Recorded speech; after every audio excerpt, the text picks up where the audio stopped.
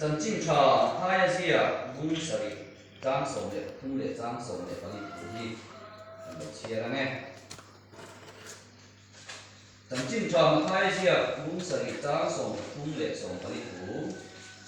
không có gì mà chuan rú bố đầu nó cần không có cho sao á không có sao có chú mình làm ăn tầm của anh tắm để anh đi nó cần không có cho gì mà không có chế có một tu để có thế anh đi lâu còn thiêng liêng căn chia anh sa ta nó mình sốt thì có sẽ amen thế lại thủ đi cái lúa ở làm liền nó cần nó cũng lệ bố rồi nó cần nó cũng thì cần chuyện của tôi một thế cần chuyện thế vì cần chuyện của lô vàng hiện riêng tu tết của càng sáng càng của anh tầm thả đấy có gì cái phụ nữ là chúng ta trong công các bậc thật ra có một lồng liêu và nhìn cái của anh thì là những cần bao cam cái này của anh cái phụ nữ xong cam tại là cần chuyện của lô vàng hiện nhìn thì cái là sáng sáng thì gần đập cái cũng sáng sáng thì gần đập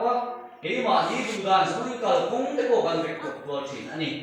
nên cái này có cái bên chỉ là luôn để đây cái sản phẩm của ta anh cờ cũng đi chung cũng thẳng thẳng thì cả tấm ta nhỉ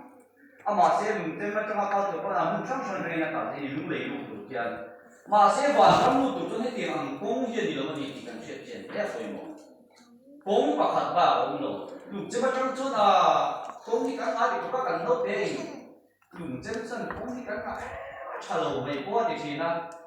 đi vào cái thằng cũng máu đầu đều còn đều tập công như bùa và gì dùng chân một chân lại phải chơi đi cảm ơn thì đấy cái tiền như cái chỗ đó thì chút tiền có chơi hello đây thì cũng cần là được các chế bốc xí mà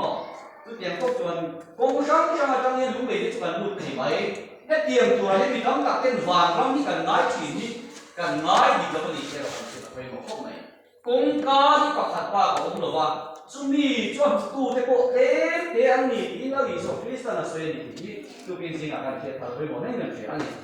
rồi mà sắp tới là trong bố là các bạn cũng cả đi anh soi nó sắp tới đó cần chuyện tiền Việt Nam mình các bạn mà thay à cũng soi trang sông đi lên cần chuyện cho nó lý do Christ lần qua mình là xong chụp vào cho mà anh lùn được không á các và chúng mình đủ số cái tụi cái rồi chuẩn lùn tăng đi vì tăng các cái chúng mình nha chúng lần qua những tụi cái cần soi ai những râm môi cần một chuột á anh là tiếng mà sẽ nằm đi cứ số cái tụi cái mù là xem ai ở chỗ tí sao sang mà thì chúng thì tụi theo chúng ta đi số Christ mình là đồng bộ là tụi cái soi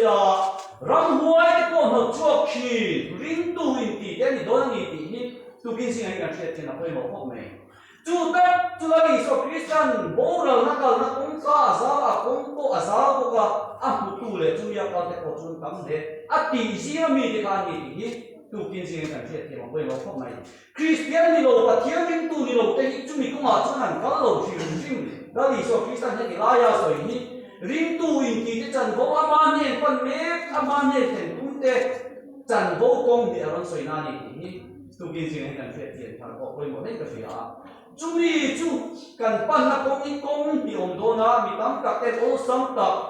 giáo tập tam tập mutu po akal po tam tập anh ông đó na thì đó là số Christ đã soi đó cái này mình tu không về lúc nào có hiện là thêm mấy cái này thì cần chuyện tiền thằng họ quên một khúc này à chúng mi cần công chuyện này nhá chúng mi bố rồi là công ca chuyện này thì tu kinh sinh anh chuyện tiền thằng quên một hết cái gì à chúng mi công ca có chút tam ta cần ông mà tu cái có tam ta cần ông này thì cần chiang à lại hiện là lý do Christ là soi miêu và chú bằng cho chúng mi công ca chú nghe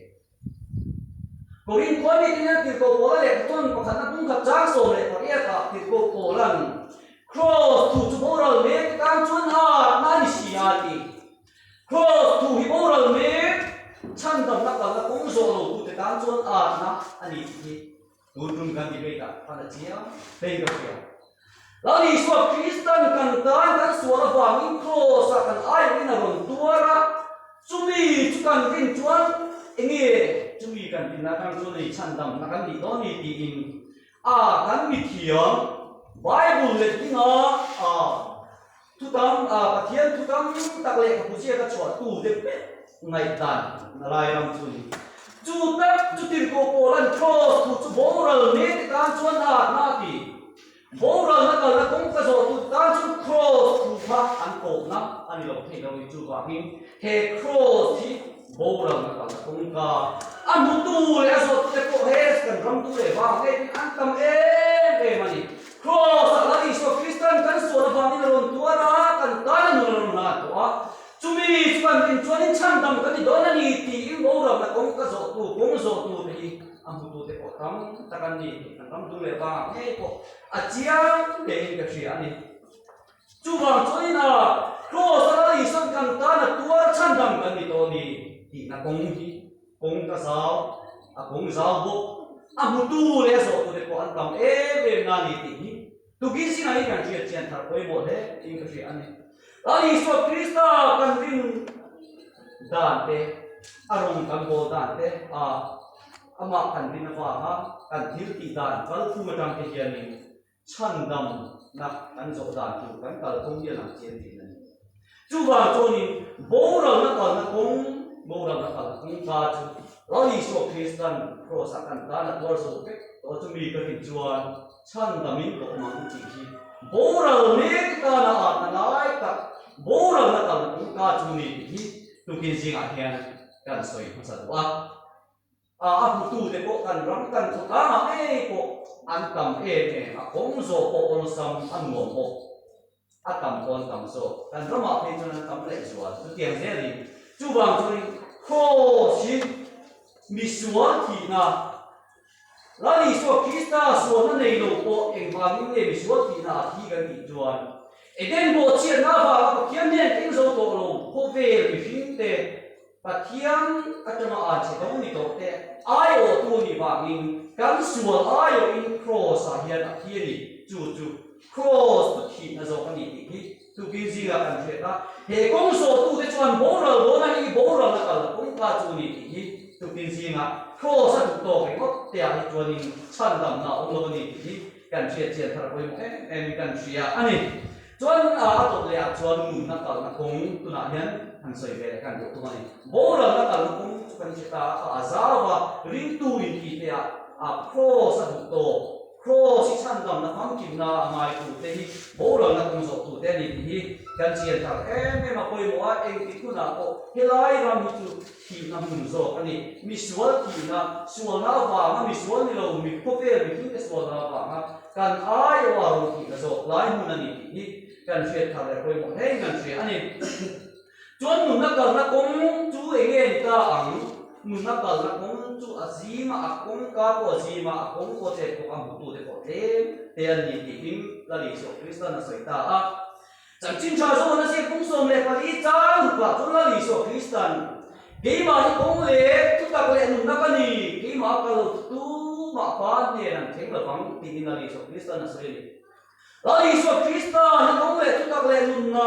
pathian ram lu na ka na kong ani ti tu ki ji kan che thar koi mo nei kan sia chu kan sai ma sa wa tu di chon la li so krista akal tu hian ni eng tim ne nang le ke ki kan kala la li so krista tu ve na on do bo si lo a nu zian ne na kal tu hian tu kin si ma hian tu lai tu de hian ni kal dan tu kan ngai ko koi mo la li so krista ko ve la on do ro ba in chu wa chon ni na rong bung luk chang yang ti le kan mu kha a thi na an puya baptisma kan chanin ati a thi na an puya baptisma kan chanin ate na pu ve hi kan no ti la iso krista thi na kha a thi na an puya kan rinin ati lo ti lai hian mania ko kani debate a kan a thi na kan rin chuan chan na min kan amang ati ka ta an pini alo ti lai ko ko le chon a thi na an puya kan rin ni a thi na an puya baptisma kan chanin ati myo ba ni a thi na hian phum ve kan me ke tu ni chu kan phum ve la lai mun chu e kan ti chu la ni so krista nu kan zui non chon akal na kan kala nga ya cross kan ta na thi na an puya baptisma kan chanin anne na phum ve kan no ni anne na phum ve kan no chu e ni kan ti chonin baptisma la ni so krista ni na so ngai dam na na ti baptisma tui kha na kan chan ni anne na phum ve kan no ta ni chumi anne na phum ve kan no choni na ni so krista nu na thara thara ba ko le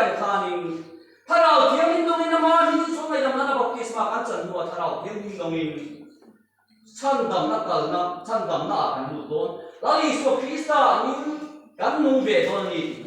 tu bin ji na kan se thar koi mo ko mai chulai kong tak chu kong ka jin le che lai tak chu than hun lali so Krista than hun ni he than mun tang lo ni chuan in nun na al thei lo sim lali so Krista po tha na tang in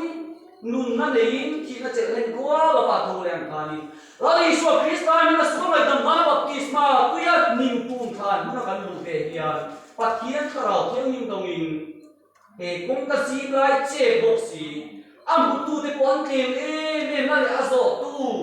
akal po kan kem e lai mun ni nun na kal na kong ka sim chu ni ti kan che tar koi mo khok me enge chu hoi la kan soi ngam na chan kan ki chuanin tu bon mung som ni le ka ti chang som le pa li la li so Kristan so han ne na thuo chuan chu khan nun na ti na chuan thuan ne ti na tu le kwa chuan an lu ti na tu ra kong ka in su fai ti chuan ina thoi a ti ngel wangin chan dam a cha tuan nun na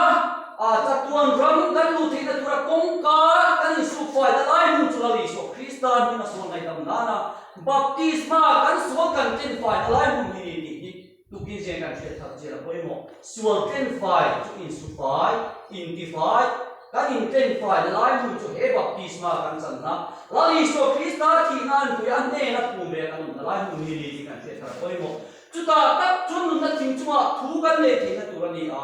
Satchan dam na lali so Kristan ne na chatuan hun kan kal na tu nun nam thing chu ma thu ban le thea kwa lali so Kristan Jerusalem thar bin bo sai kan lu thing na tu ra kong ka chu kan in su phai na suan mai dam na baptisma kan chan lai mun ni tu kin ji na kan che thar koi mo the in kan sia lali so Kristan ni na so mai dam na baptisma chan na ma tang lo hianin nun na hian a lu thei lo wa hilai kong sa hi kan so nge tu ni ring tu ten chumi so na ma tang lo chunin sang dam na hi kal po tum mai la lali so Kristan dam la ma lo lu te chu rup mang te suam mang te ni thi na ti tha adang la ma tang yan lu na kal na hi ong lo sim adang a tang lo lu kan tu mani chuan rup mang suam mang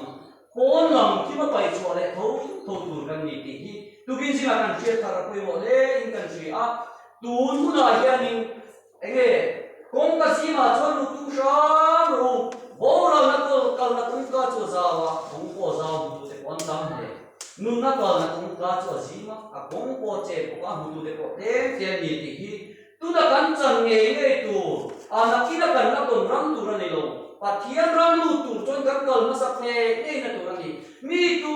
po tu ya le thara an pian do chuan pathian ram an lu thei la wang la so Kristan chan chin cha so na sia bung li cha ma lo tiang le ring baptisma chang chu chan da men na ring lo chu thiam lo chang in na ma mar ka bung som le ko ta som le ko lo tiang hian ni pathian ram an lu tu chuan nun na kal na kong ka sim le che la li so Kristan pu ma lo ong to na than hun chumi an pu ya so mai dam na baptisma kan chang la li so Kristan tharau tiam ni la li so Kristan Tinan dia ko yang kani atharau tiang kan don na rama tang lo hi chuani pathian ram lu na lo ni ti hi tu kin zinga ko kan lo kal kong ten kan che thara he ko fe la sim tin na tam ta ko lo tin lo le ma se chumi a chon me ta ka ban din lo chuan pathian ram kan lo te lo ni kan che thar pe mo ne in kan sia chumi ko kan kal lo chuan in pathian ram ten te lo tang lam kal dang lam lo lu mun san na kan lu tum hi ju rup mang ti dan te suam mang ti dan te ni ti kan che thara kong ka si ma chang kan kham te na la kan thu kan sa ta ma mi som sak the ro se amen